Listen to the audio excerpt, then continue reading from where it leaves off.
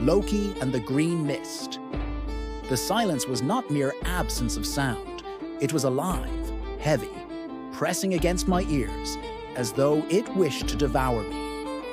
The horizon dissolved into a sea of mist. Not ordinary mist, but a pulsating organism of green and black, shifting like muscles beneath the skin of some colossal beast. The air tasted metallic, sharp, and each breath scraped down my throat like frozen iron. I stepped forward, and the world changed. The ground softened, turning into something viscous, clinging faintly to my boots with every movement. The temperature plummeted.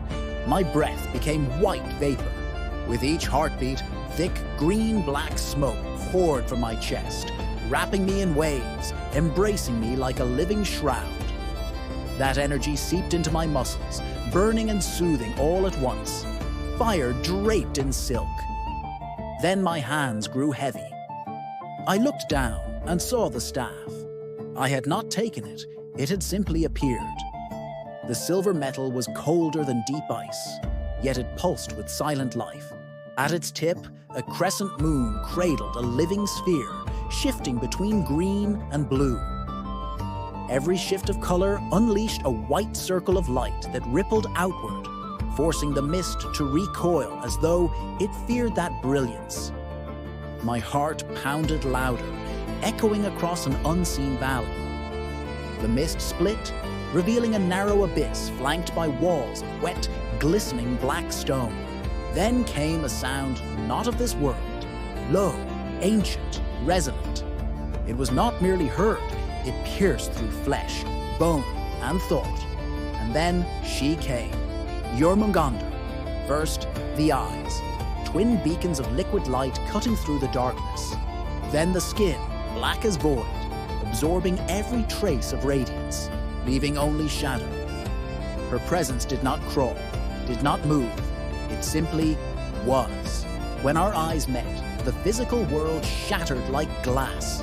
I stood within the mental realm of the gods, an infinite expanse without floor, without ceiling, without borders. Rivers of living green energy streamed through the void, coiling around me.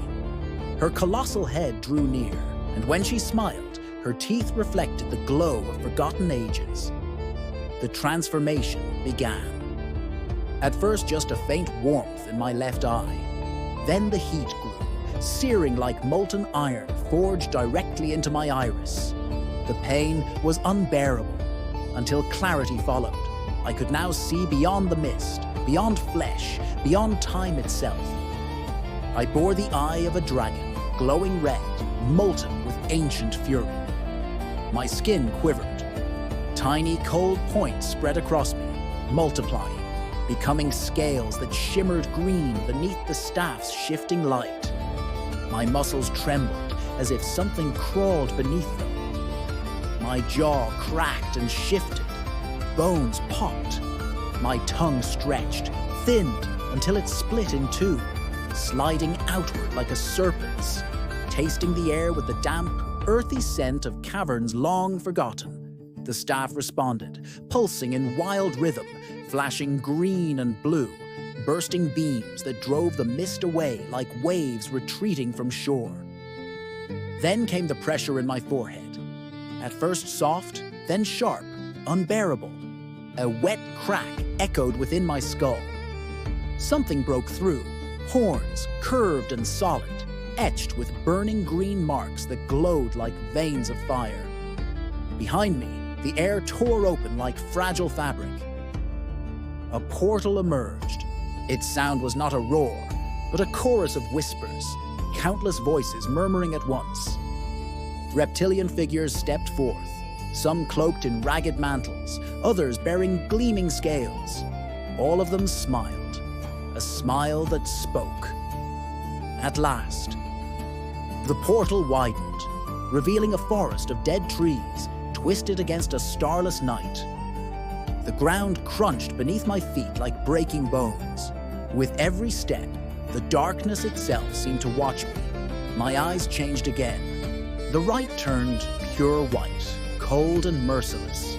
The left burned crimson, carrying the hunger of an ancient predator. Half of my face had become something no longer of Midgard, a living mask of scales, shadows, and power. From between the dead trees came the dark elves, moving like solid smoke, their grins as sharp as the blades they carried. The portal began to close, its light fading until it was devoured by nothingness. The green aura that had wrapped around me withdrew, vanishing as if it had never existed. In the blink of an eye, I was back in Midgard.